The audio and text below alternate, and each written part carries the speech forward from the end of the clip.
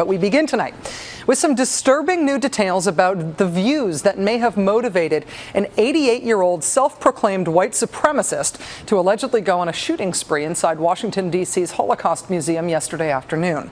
Today, federal authorities filed federal murder charges against James von Brunn, the suspect in that fatal shooting, who remains in critical condition tonight at a Washington, D.C. hospital. Remarkably, this man is still alive, thus far surviving a bullet wound to the head, despite the fact that he is 88 years old. Mr. von Brunn was allegedly fueled by his known extremely anti-Semitic views, a fact reinforced today as investigators revealed the contents of a note that they found inside his car. It said, quote, "The Holocaust is a lie. Obama was created by Jews. Obama does what his Jew owners tell him to do."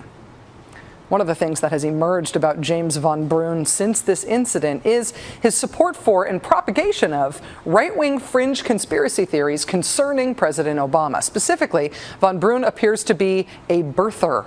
We have discussed the birther phenomenon before on this show.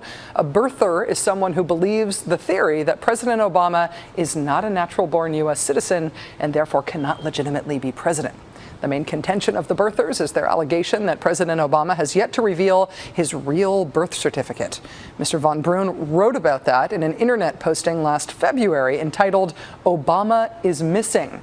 Under the heading, "Missing Hidden Documents," Mr. von Brunn writes, quote, "Original vault copy of certificate of live birth in the USA, not released. One version hidden in Hawaii, original found in Kenya." This baseless, mouth-breathing whack job theory became such an issue during the presidential campaign that Mr. Obama did actually release the certification of his birth from the state of Hawaii, showing that he was born in Honolulu in 1961. And yet, the birther movement persists. And although it seems like it's beyond the fringe, it actually turns up a lot in what are otherwise represented as mainstream conservative and Republican circles. For example, at the conservative tea parties that were held across the country in April, you couldn't get away from it. Do you think Barack was born in the United States? No, I do not. Why? Why do you think he was? Because I've seen his birth certificate. Oh, the hell you have. Nobody's seen his birth certificate. It's strange that the birth certificate isn't produced. I think it was produced. Well, where was that? I think he's a Kenyan. You don't think he was born here? Hell no. Do you think Barack Obama was born in the United States? I don't know.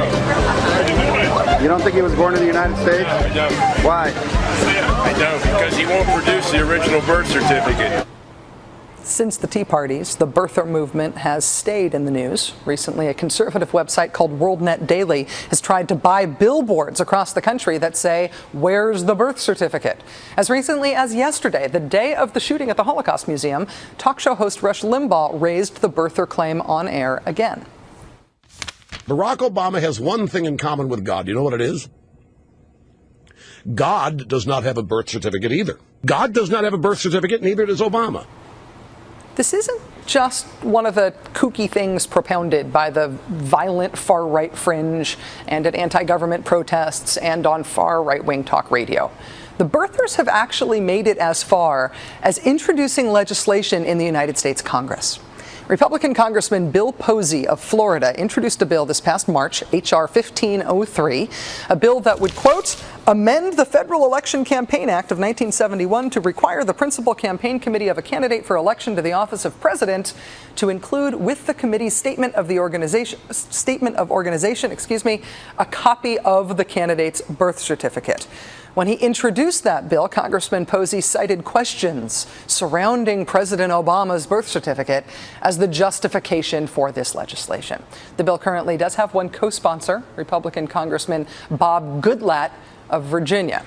Now, neither congressman responded to our inquiries today about whether they will still press this legislation in light of the fact that someone propounding this theory online is now charged with murder after storming the Holocaust Museum, leaving behind a note decrying the illegitimacy of the presidency of Barack Obama. We hope, of course, that the congressman will get back to us. We'd love to have either one of them on the show to talk this through. Anyone in America, of course, has the right to say anything they want. The First Amendment is the plinth on which we build our rights-based society. And at the same time, everyone can be held responsible for the views they propound. And the more that elected representatives and mainstream political figures repeat these explosive, over-the-top, inciting allegations like, say, the country's been taken over by a man who's not really president, the more overlap there is between the far-right extremist fringe and mainstream conservative American politics. Joining us now is Joan Walsh. She's editor-in-chief of Salon.com. Joan, thanks so much for coming back on the show. Nice to see you. Nice to see you, Rachel. We still haven't heard back from either of these Republican congressmen who are supporting this birther bill in Congress. And of course, we're hoping that we do. Right. Do you think there's any chance that they'll rescind this legislation just out of the pure bad taste of it? I really don't. I mean, before the shooting, I saw Posey online railing against the leftists who've criticized him. He's very defensive of it. And, you know, he's clearly putting this forward as a good idea that's going to clear up this sort of mystery in the future. But you don't put forward legislation without positing that what you're trying to correct is a problem. So it's clear that they are validating the insanity of the birthers, who include nut jobs like Alan Keyes and Jerome Corsi. And Andy Martin, who floated the idea first that Obama was a Muslim. It's really an unhinged group of people, and now it includes a murderer. Well, what are the consequences of validating, as you say, of sort of legitimizing these views? I mean, views, sticks and stones, right? I mean, the rhetoric, even hateful and insightful and even violent rhetoric itself doesn't kill people. What is the appropriate level of responsibility for people who are legitimizing these views?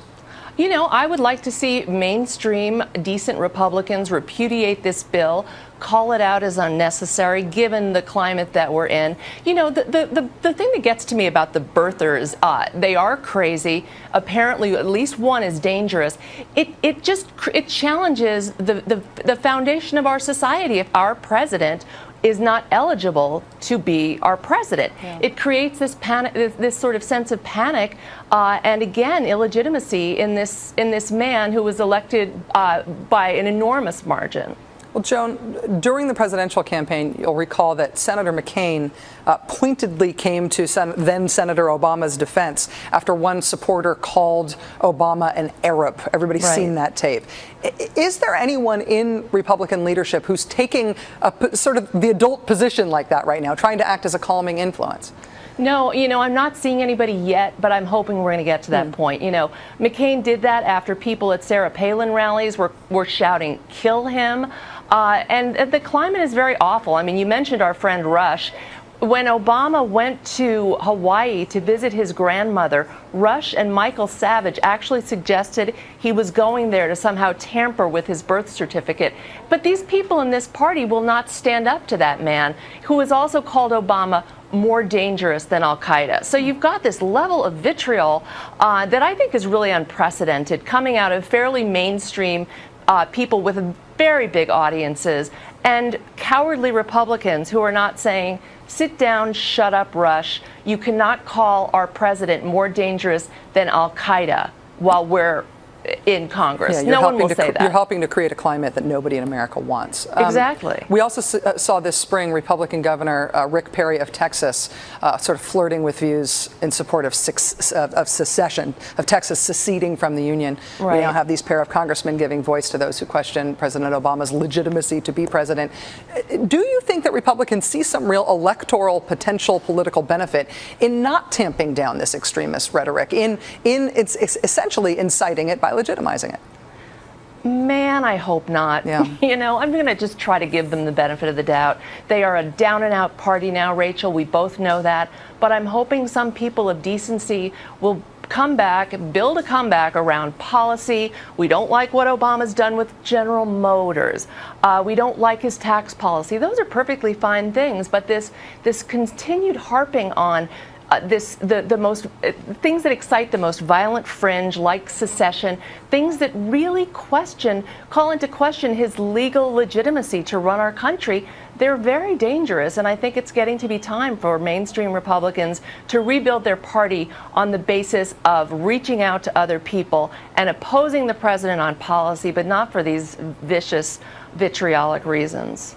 Joan Walsh, editor-in-chief of Salon.com. Thank you very much for your time tonight, Joan. It's great to